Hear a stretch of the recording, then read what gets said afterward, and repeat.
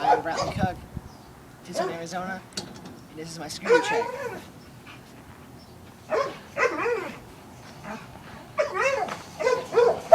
Toy things.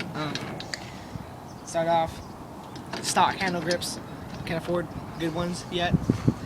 Stock bars. Apple sticker. Apple sticker. This is made from Apple.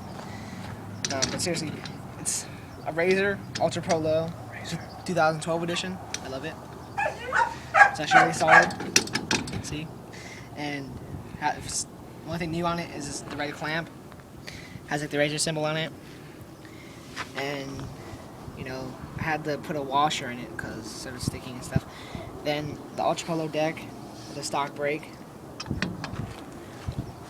With the metal cord, the full black metal cores in the front. Pretty smooth. This is a 3 bearing holder.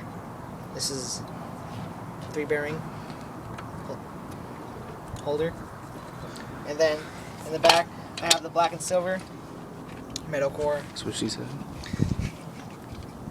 This is actually my favorite one. It's a little bit quiet, but you get used to it. There's a stock brake on it, and the grip tape is kind of wore down. And this is my scooter video.